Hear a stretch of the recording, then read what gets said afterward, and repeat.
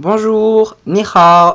Alors, pour les gens qui verraient cette vidéo, donc c'est la seconde que je fais en rapport avec la langue chinoise. Donc, bien évidemment, je vous conseillerais pour comprendre cette vidéo de regarder éventuellement la première vidéo qui vous servirait beaucoup pour comprendre mieux celle-ci. Donc voilà. Donc j'ai vu que ma vidéo, ma toute première vidéo sur la langue chinoise avait eu un petit succès, on va dire. Et on m'avait demandé d'en refaire, donc j'en refais une, car j'aime bien partager, et puis c'est une langue que j'aime bien, donc j'apprécie à vous faire partager cette langue. Donc, bien évidemment, les anciens qui ont vu l'autre vidéo, oui, reconnaîtront ce mot-là. Donc, c'est pour ça que je dis de regarder l'autre vidéo. Et donc, nous allons passer à un cours beaucoup plus... enfin, beaucoup plus... Non, en quelque sorte, on va réutiliser les quelques autres mots qu'on avait utilisés. Euh, Notamment les chiffres. Donc, petit rappel. Et donc, je vais tout de suite vous montrer à quoi est-ce qu'on va passer. Et donc voilà, donc première vidéo, les mois. Alors pourquoi les mois? Les mois parce que c'est la base de la base du chinois. Alors non, pas que les mois, je plaisante. Mais tout ce qui est mois, jours, etc., c'est très très bien d'y savoir avant toute chose pour débuter le chinois, car après on est vraiment embêté, si je puis dire, dans des textes quand on rencontre ces mots et qu'on ne les connaît pas, on peut faire beaucoup de contresens. Donc, bien évidemment, je commence par les mois. Alors pourquoi les mois? Parce que les mois comme ça. Janvier, je ne le décide pas. Donc, janvier, comme vous pouvez voir en français, on a tous nos mois, donc de janvier à décembre. Alors, les caractères vont donc définir bien évidemment un mois. Et c'est très très simple. Donc, pour ceux qui auraient déjà vu ma vidéo, on voit qu'il y a encore les chiffres. Donc, I, R, San, Si, Wu, Liu, Qi, Ba, Jiu, Shi, Shi, Shi-er. Donc là, on a compté jusqu'à 12. Donc 1, 2, 3, 4, 5, 6, 7, 8, 9, 10, 11 et 12. Alors, pour ceux qui ne connaîtraient pas, bien évidemment, il faut cacher les caractères qu'il y a devant. Ça, c'est juste les chiffres.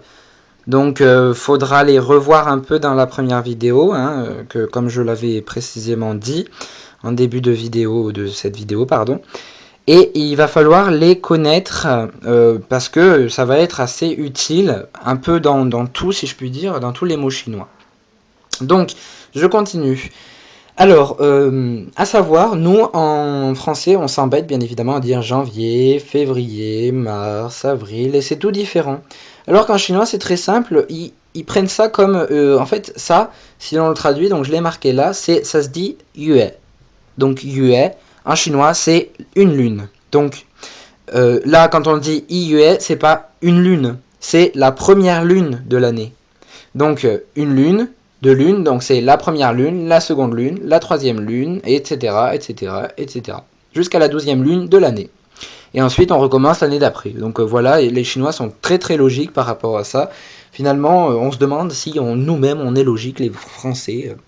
Enfin bon, bref.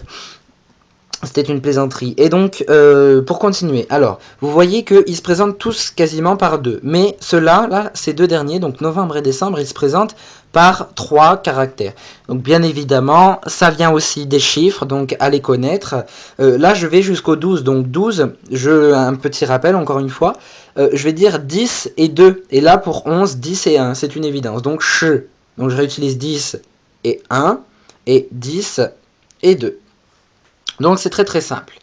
Alors pour ce qui est pour l'écriture, il est vrai que je n'avais pas précisé dans une première vidéo qu'il y avait un sens, bien évidemment, concret dans l'ordre des traits de caractère.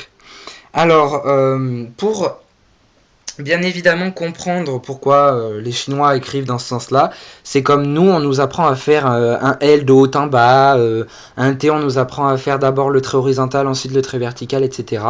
Et ben eux, c'est un peu la même chose. Donc par exemple, le caractère qui est là, donc je vais écrire en rose, je m'excuse, parce que mon autre stylo, celui avec lequel j'écrivais là, est tombé en rade. Donc je vais vous l'écrire dans ce petit encadré.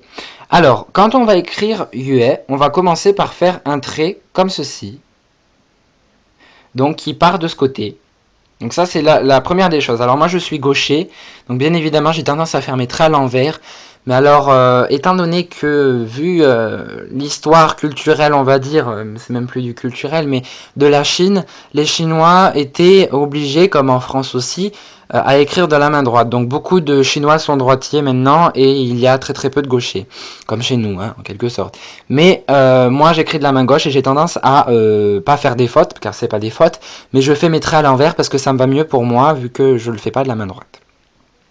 Donc après avoir fait ce trait, une espèce de petite courbe qui penche comme ça, on va venir faire donc notre trait. Alors là, à ce moment-là, c'est dans ce sens. Donc on va faire un trait brisé qui redescend et hop, on fait une petite vrille là au fond.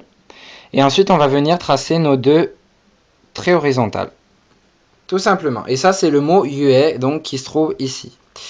Et donc, on a fini avec les mois, donc j'espère que vous avez compris dans l'ensemble comment est-ce que procédaient les Chinois.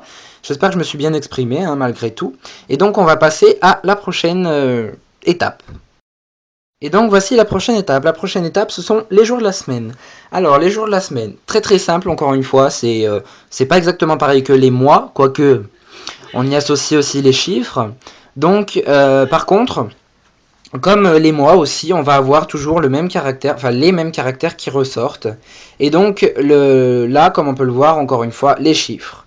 Alors, à une différence près, c'est que étant donné qu'il y a 7 jours dans la semaine, j'en perds mes mots, vu qu'il y a 7 jours dans la semaine en français, hein, c'est la même chose en chinois et j'imagine que c'est pas partout pareil, hein,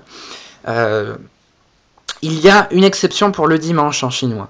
Alors le dimanche en chinois, c'est bien évidemment, on va dire le jour du soleil. Alors oui, ça paraît bébête, hein, ça paraît, moi aussi, je me suis un peu dit que le raisonnement des Chinois était un peu bizarre, mais en fait, au final, on se rend compte que c'est encore plus logique qu'en France, parce qu'en France, on dit le dimanche.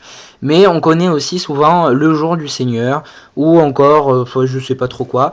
Et donc là, nous avons donc là, le jour du soleil, et nous pouvons trouver aussi le jour du ciel, hein, parce que eux, ils ne disent pas Dieu, mais le ciel. On peut trouver le jour de la fin de la semaine, du coup ça va faire Shinchi Ha et tout, etc. Enfin bon, celui-là vous en avez plusieurs, mais les autres ils sont vraiment fixes, ils ne bougent pas, il n'y a aucun autre caractère qui peut les qualifier. Ou dire la même chose, et aucun. Donc je vous ai mis le pinyin. Alors le pinyin c'est cette écriture qui permet de lire les caractères en chinois. Alors, ces deux caractères ils vont se lire, donc celui-là pardon, il va se lire Xing. Donc c'est pas Xing comme certains disent, c'est Xing.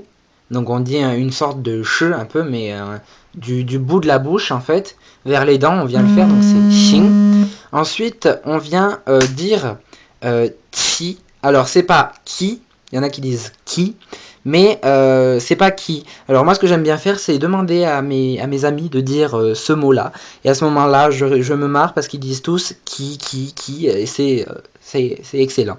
Bref, et du coup donc ce mot il va se dire Chi, donc c'est comme si vous disiez C-H-I, Chi, mais on insiste. Donc du coup, en quelque sorte, vous mettez T-H-I, mais ça s'écrit pas comme ça. Ça se prononce comme ça, mais ça s'écrit comme ça. Et on va mettre la suite, donc le jour de la semaine. Alors, pour lundi, très très simple, on utilise Xingqi I, donc le premier jour de la semaine, tout simplement. Donc Xingqi, c'est la semaine. Ça, c'est aussi bête que bonjour. Xingqi, ça veut dire la semaine. Donc la semaine 1, c'est le jour de la semaine, enfin c'est le premier jour de la semaine. Ensuite, Xingqi R, donc c'est le deuxième jour de la semaine. Xingqi San, troisième jour de la semaine. Xingqi Si, etc., etc. Et Xingqi Zhi, le jour du Seigneur ou le jour du ciel. On n'a pas donc le jour le septième jour de la semaine. Ça n'existe pas. Donc là, je vous ai mis je, donc c'est ce caractère. Hein. Je vous l'ai mis. Alors là, on voit que c'est marqué RI. Donc ça ne se dit encore une fois pas RI, comme moi je le disais au tout début, j'apprenais le chinois. Je vais pas vous le cacher, mais en fait ça se dit je. Alors c'est un J, donc le R. Tous les R en chinois vont se remplacer par un J. Donc en fait ça va faire J et une sorte de E, mais comme si on l'avalait. Alors c'est très compliqué à expliquer parce que C'est très dur en fait, il faut apprendre à le dire plusieurs fois. Donc là ça se dit je. Donc voilà. Alors les jours de la semaine comme je vous ai dit c'est très simple, hein. On s'embête pas à lire lundi, mardi, mercredi, nanana, c'est le premier jour de la semaine, deuxième jour de la semaine, troisième jour de la semaine, etc. Plus simple qu'en français.